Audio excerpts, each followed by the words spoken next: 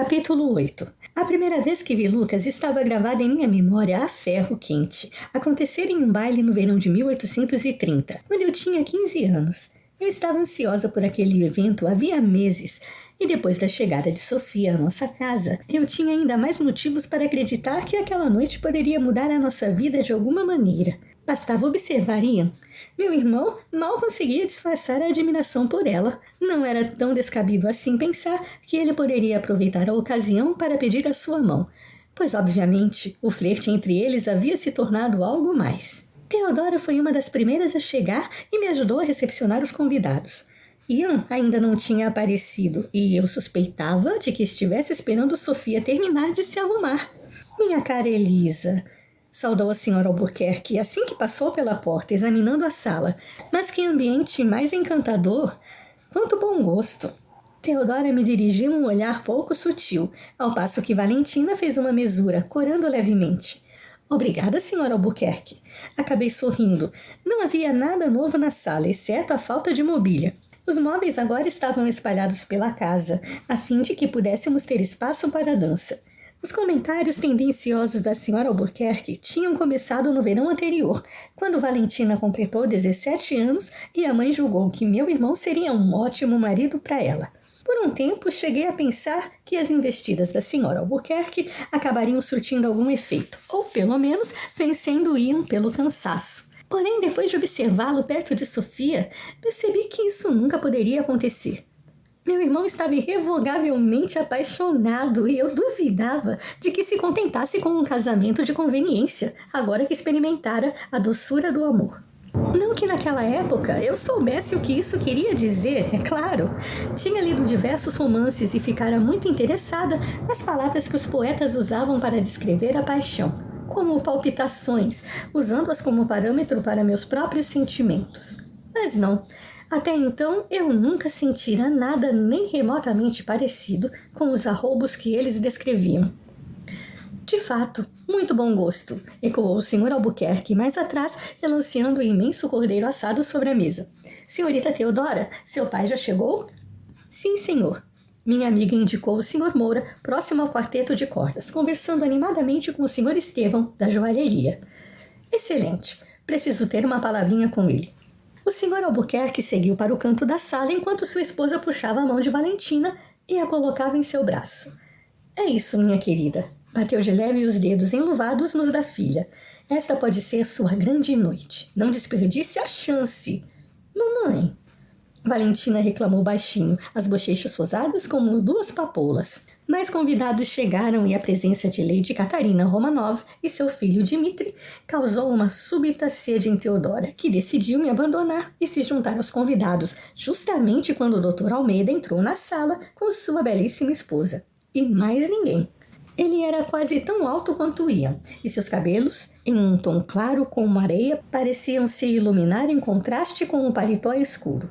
O rosto demonstrou espanto assim que me viu, mas eu não podia imaginar o que o surpreendera tanto. Quando seu olhar encontrou o meu, senti coisas demais ao mesmo tempo. Um revirar sutil no estômago, um calor me cobrindo a pele, sobretudo no rosto, um leve tremor nas mãos, a boca seca. O doutor nos apresentou. Lucas Guimarães era o nome do rapaz que estava de visita na vila. Estudava na cidade com o sobrinho de Almeida e, em breve, seria médico também. O doutor Almeida pretendia se tornar seu mentor. Trocamos um cumprimento. Um verdadeiro feito, já que minhas pernas subitamente adquiriram a mesma firmeza das algas e meu coração fez algo diferente. Disparou de maneira selvagem, retumbando em meus ouvidos e naquele vão na base do pescoço. Céus! Eu estava tendo as tais palpitações? Onde estão o Sr. Clark e a sua adorável hóspede? Dr. Almeida quis saber. Nesse instante, Ian e Sofia entraram na sala. Todas as cabeças se voltaram em direção a eles e as conversas cessaram. Ela estava tão linda naquele vestido branco de baile. Um arrepio subiu pela minha nuca. Toquei o local, voltando a atenção para a família Almeida, e então percebi que nem todos tinham os olhos em Sofia. Os do Sr. Guimarães estavam em mim. O rubor se intensificou em minha bochecha, de modo que olhei para minhas mãos. Ali estão eles, comentou Almeida. Venham, quero apresentá-los a esta adorável e singular criatura. Oferecendo-lhe o braço, o médico conduziu a esposa para o interior do aposento, enquanto Lucas se demorou mais um instante. Mantendo os olhos nos meus, ele se curvou em uma reverência elegante antes de seguir os amigos. Aspirei uma grande quantidade de ar assim que fiquei sozinha, pois estava tendo dificuldade para manter a respiração estável. Presumi que Madalena tivesse apertado o meu espartilho mais do que de costume. Quem é o jovem com o Dr. Almeida? Teodora quis saber, indicando o rapaz com a cabeça, quando a encontrei mais tarde. É o Sr. Lucas Guimarães. Ele é amigo de Júlio Almeida. Lembra-se dele? Um pouco taciturno e esquivo. Sim, eu me lembro do sobrinho do médico. Este cavalheiro, no entanto, estudou Lucas dos pés à cabeça. Ele não se parece nem um pouco com um amigo. Oh, ele está vindo para cá, Elisa. Sorria. Mamãe diz que um belo sorriso é capaz de garantir um anel no dedo anular. Vamos, Elisa. Uma de nós tem que se casar logo, para poder contar para a outra como é. Sorria. Teodora, pare de brincadeira. Inspirei fundo, ordenando que minhas mãos parassem de tremer. Senhorita Elisa, disse simplesmente.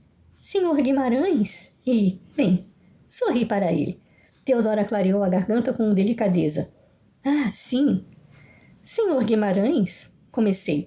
Permita-me apresentá-lo a uma de minhas amigas mais queridas, a senhorita Teodora Moura. Assim que eles trocaram cumprimentos e uma das poucas frases educadas, o rapaz voltou sua atenção para mim. Posso ter a honra de acompanhá-la na próxima dança? Assenti com a cabeça, pois estava tendo dificuldade para fazer as palavras saírem enquanto ele me conduzia pela sala e Teodora me lançava uma piscadela nada sutil. Ficar tão perto dele fez todas aquelas sensações voltarem, e com mais intensidade. Lucas se mostrou um ótimo dançarino, porém não era tão hábil com as palavras. Passamos grande parte da dança sorrindo constrangidos um para o outro, e por sorte não tropecei na barra do vestido. Eu me sentia diferente perto dele. Havia uma vibração dentro de mim e se intensificava cada vez que a mão dele tocava a minha, quando a dança exigia o contato. A senhorita está se divertindo? Perguntou depois de um longo silêncio. Sim, e o senhor? Muito. Ele desviou o olhar para o outro lado da sala e eu mantive os olhos em um arranjo de flores. O silêncio cresceu entre nós a ponto de me deixar zonza. Não devia ser tão difícil assim. Pensei ter ouvido ele murmurar. Como disse, senhor? Que o ponche está delicioso. Está. Está gostando da região? Me obriguei a perguntar. Bastante, respondeu parecendo aliviado. É muito agradável. O Dr. Almeida é muito gentil. Júlio sempre menciona o tio nos melhores termos possíveis. Mas não imaginei que o bom doutor pudesse ser ainda mais amável do que Júlio dizia. Ele veio com o senhor? Lucas negou com a cabeça. Ele resolveu mudar de curso. Preferiu ficar para adiantar a burocracia. Como eu estava a caminho de casa, pediu que eu trouxesse uma carta para o tio. O bom doutor me acolheu e me convenceu a ficar por uns dias. Não tive como recusar. Ele me olhou pelo canto do olho. Ainda bem que aceitei o convite. Minhas bochechas esquentaram. Então, o senhor será médico? Falei a primeira coisa que me veio à mente. Ora, era difícil pensar com ele assim, tão quente e perto de mim, e seu perfume amadeirado a espiralar ao meu redor. Meus sentidos pareciam estar rodopiando ao ritmo da música. Com um pouco de sorte. Não é tão fácil quanto eu tinha imaginado. Veja o caso de Júlio. O pobre não teve estômago para lidar com os porcos. Ele se deteve, comprimindo os lábios, usados e largos, de aspecto muito macio, como se tivesse dito algo errado. Porcos? Perguntei intrigada. Ele soltou o ar com força, mas voltou a falar, mesmo um tanto constrangido. Um cirurgião começa operando porcos antes de ser colocado diante de um paciente com um bisturi na mão.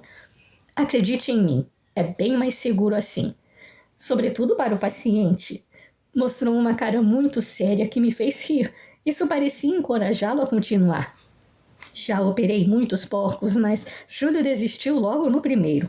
Acabou botando o café da manhã nos sapatos do professor. Eu realmente acredito que ele se sairá melhor na política do que na medicina. Suponho que o seu estômago seja menos sensível.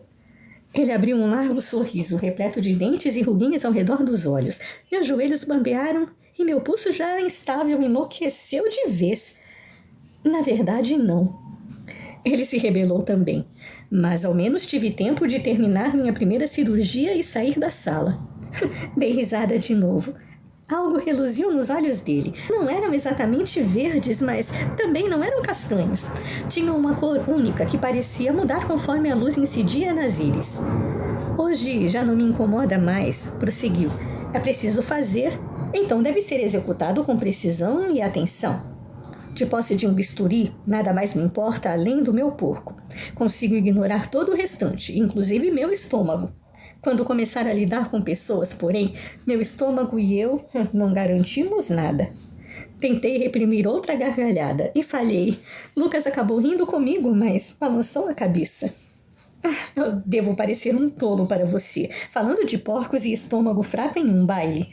Eu normalmente consigo entabular conversas sobre os mais variados assuntos, senhorita, mas parece que esta noite o meu cérebro está determinado a me deixar à deriva. Voltou a olhar para o outro lado, as bochechas levemente rosadas. Pois eu acho que o senhor está se saindo muito bem. Achei bastante interessante sua história com os suínos. Ele virou a cabeça, o nervosismo evidente em cada traço do seu belo rosto. Então, não está pensando algo como: que sujeito entediante! Insistiu em dançar comigo e agora desatou a dizer besteiras sobre porcos. Eu não estou pensando nada nem parecido com isso, senhor. Lucas soltou o ar com força, aliviado. Então, como se o que eu havia dito tivesse lhe dado confiança, mirou os olhos levemente esverdeados em mim. Posso dizer o que eu gostaria que estivesse em sua mente agora? Assenti uma vez, incapaz de proferir palavra alguma. Pobre rapaz, minha presença o perturbou de tal maneira que mal consegue abrir a boca. Mas ele está se esforçando para demonstrar que pode ser uma companhia agradável. Não vou pensar mal dele. Talvez na próxima vez que nos encontrarmos, ele consiga se sair melhor e possamos ser amigos, acrescentou em voz baixa. A essa altura, meu coração batia mais rápido que as asas de um beija-flor. Minha presença o perturbava? Ele queria que eu desejasse vê-lo outra vez? Mantendo o olhar no meu, ele parou de dançar inesperadamente. Um pouco atabalhoada por sua presença e suas palavras, não percebi que devia ter feito o mesmo e meu corpo se moldou ao dele, do peito às coxas. Para ser franca, senhor, murmurei, meu cérebro também parece ter me deixado à deriva esta noite. Uma faísca, um lampejo iluminou seu rosto e um sorriso tímido lhe esticou a boca. A princípio, bem largo e muito branco, instantes depois. Os aplausos ao fim da dança me despertaram e Lucas me conduziu até um canto da sala. Soltei seu braço e tentei sorrir para ocultar a tempestade dentro de mim. Nem bem ele tinha se afastado quando fui abordada por Praxedes.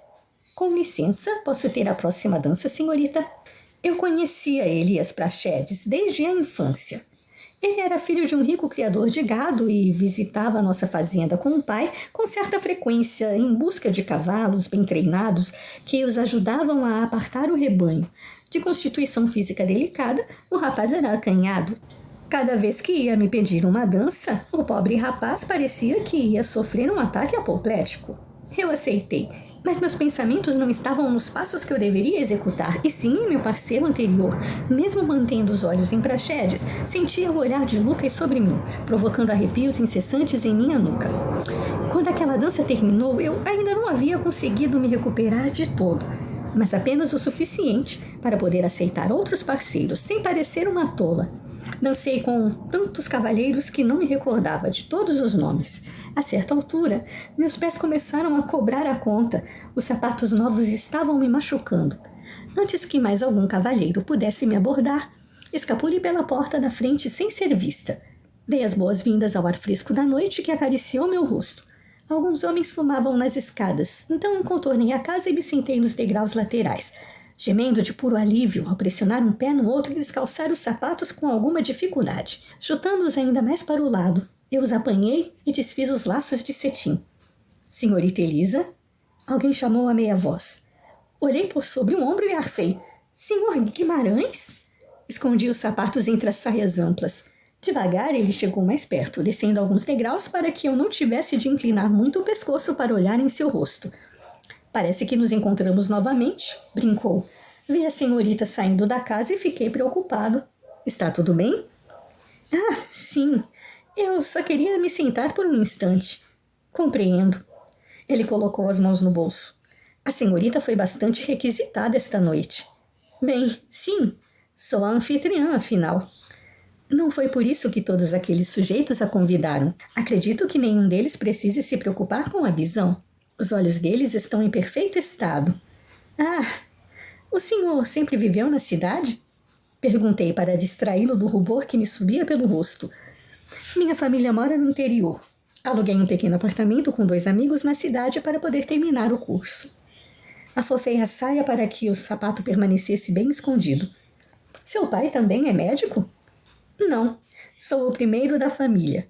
Meu irmão é o primogênito e, graças ao bom Deus, coube a ele comandar a vinícola da minha família. Eu não tenho o talento que alguns homens têm para lidar com a terra. Então, sempre sonhou com a medicina? De certa forma. Ele enfiou as mãos nos bolsos da calça e fitou o chão.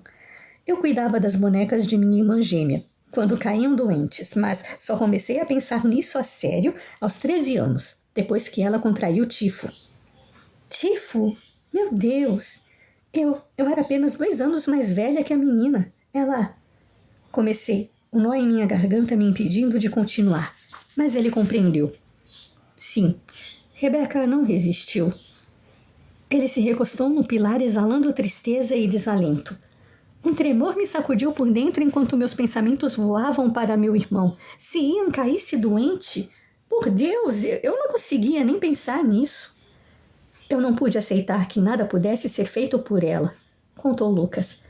Meti na cabeça que a morte de Rebeca tinha sido causada pela incompetência que um médico mais dedicado a teria salvado. E decidi que eu seria esse médico e que outras Rebecas não iriam deixar suas famílias tão cedo. Hoje eu sei que nada no mundo a teria curado, exceto um milagre. E é por isso que me dedico tanto à medicina, senhorita.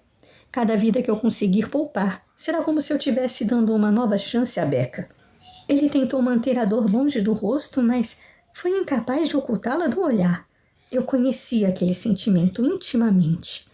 Perder alguém querido é insuportável, excruciante, e encontrar um motivo qualquer pelo qual lutar muitas vezes parece impossível.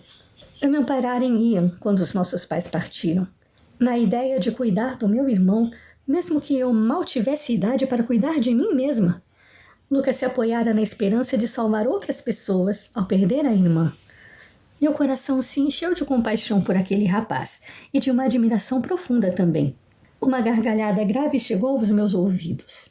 Eu me virei e avistei um dos cavalheiros rindo de alguma piada que o amigo lhe contara. E então, só então, me dei conta de que estava no jardim, tarde da noite, a sós com um rapaz. Ah, não posso ficar aqui com o senhor. Se nos virem, irão pensar coisas horríveis e começarão a fazer mexericos. Ele anuiu uma vez. Vá na frente. Ficarei aqui mais um pouco para que não pensem mal da senhorita se nos virem entrar ao mesmo tempo. Mas eu não posso, falei mortificada. Sua testa franziu. Por que não? Bem, acontece que... Abaixei os olhos sem graça. Os meus sapatos são novos, meus pés estavam doendo muito e eu achei que não teria problema se eu os tirasse por apenas alguns instantes. E para calçá-los agora eu precisarei suspender o senhor sabe como funciona. Suponho que saiba. Ele tentou conter o riso, mas não conseguiu e procurou disfarçá-lo com uma crise de tosse. Bem, pelo menos ele não está mais deprimido.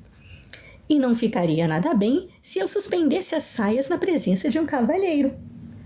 Não ouso discordar. Ponderando por um instante, ele ficou de costas para mim, olhando para o alto, para as nuvens escuras que se aproximavam velozmente. Levantei a saia até os tornozelos e me apressei em enfiar os pés nos sapatos. O problema foi que o espartilho restringia meus movimentos e não conseguia amarrar as fitas de cetim. Como não podia voltar para o baile descalça, teria de usá-los assim mesmo, apenas encaixados. Experimentei ficar de pé, as meias de seda me fizeram escorregar para frente. Ajeitei o vestido, as luvas e algumas forquilhas que se desprendiam de meus cabelos. Bem, devo entrar agora. Até mais ver, Sr. Guimarães. Lucas se virou. Até breve, Elisa. Fez uma reverência. Segurei um dos lados do vestido e subi o degrau. O sapato direito, no entanto, escorregou do meu pé e caiu no degrau de baixo. Com o rosto quente, me virei para pegá-lo. Lucas se adiantou e apanhou para mim. Ele estava 2 degraus abaixo e só então nossos olhos ficaram na mesma altura. Suponho que não tenha conseguido amarrá-los? Falou com um meio sorriso. Não, gemi. O espartilho é muito rígido. Senhorita Elisa, minha querida, está falando sozinha? Eu me virei. A senhora Henrietta Baglioli abanava seu leque em minha direção. Oh não, ela não podia flagrar Lucas ali. Henrietta era uma das células mais importantes na rede de intrigas e fofocas da vila. Ai, se o visse, logo tiraria conclusões e pela manhã eu estaria arruinada. Minha nossa, que confusão! Eu só queria descansar por um instantinho. Respirei fundo e tratei de agir com naturalidade. Ou o mais perto disso que pude chegar. Senhora Henrietta, como é bom vê-la, tão bem disposta. Obrigada, querida, mas lá dentro estava um pouco abafado. Uma mulher da minha idade não consegue ficar em ambientes tão cheios por muitas horas. São os calores da maturidade. Mas com quem a senhorita conversava? Ela se inclinou para o lado e deu uma espiada. Mordi o lábio e segui seu olhar, me perguntando quanto meu irmão ficaria decepcionado comigo assim que a fofoca começasse. Entretanto, não havia ninguém por perto. Girei sobre os calcanhares, vasculhando o jardim, mas Lucas havia desaparecido. Para onde ele... O farfalhar de minhas saias me fez olhar para baixo. Ah, meu... Lucas colocou o indicador sobre os lábios, sibilando psh para mim. Virei-me depressa para a frente, esperando que o movimento não fizesse minha saia balançar muito e assim revelasse o rapaz que se escondia atrás dela. Ah, a senhorita tem um talento excepcional para a música. A senhora é muito Ai! Não tive a intenção de gritar, mas eu não esperava sentir uma mão grande se enrolando em meu tornozelo com uma suave pressão. Senhorita Elisa, a senhora está se sentindo bem? Estou. Achei que fosse uma abelha. Abanei a mão em frente ao rosto, espantando o inseto imaginário. Quando Lucas fez mais pressão e tentou levar meu pé para trás, tive de apoiar a mão na pilastra para não perder o equilíbrio. O sapato se encaixou em meu pé. Virei a cabeça de leve e vi seu rosto praticamente escondido nas dobras de minha saia, enquanto suas mãos trabalhavam às cegas nas fitas do sapato. Uma abelha? Perguntou Henrietta. Sim, sim. Voltei minha atenção para a mulher, mas já se foi. Ah, bem, tanto melhor. Odeio esses insetos. Outro dia mesmo eu conversei com minha querida irmã Ofélia sobre esse assunto e chegamos à conclusão de que os insetos estão dominando o mundo. Nunca vi tantos mosquitos como neste verão. Ela continuou falando, mas achei difícil prestar atenção com toda aquela movimentação sobre minhas saias. Era estranho que alguém me tocasse ali e tive de reprimir a vontade de chutar Lucas, já que seus dedos se mantiveram abaixo dos meus tornozelos o tempo todo. Além disso, havia uma sensação diferente provocada pelo seu toque. Um arrepio quente que fez meu estômago dar uma cambalhota e minhas mãos suarem. Assim que ele terminou o laço, agarrou meu tornozelo esquerdo com uma mão, enquanto a outra buscava a fita. Dobrei o joelho para facilitar. Ele conseguiu fechar o sapato antes que a senhora Henrietta terminasse seu discurso. Um absurdo! Mas como seria diferente se cada vez os jardins estão mais cheios? Eu disse para Ofélia que tantas flores não poderiam dar em boa coisa. Parece-me que as pessoas estão mais ocupadas em exibir plantas do que criados de boa qualidade. Aliás, o seu jardim está muito bonito, senhorita Elisa. Quem é o seu jardineiro? O senhor Gomes não permite que outra pessoa cuide das plantas. Tanto melhor. Bateu o leque fechado na palma da mão. Evita despesas. Mas espero que ele faça isso em seus dias de folga. Oh, escute, minha querida. Um minueto está começando. Vamos, é a dança que mais aprecio. Eu não podia me mover ou acabaria revelando Lucas.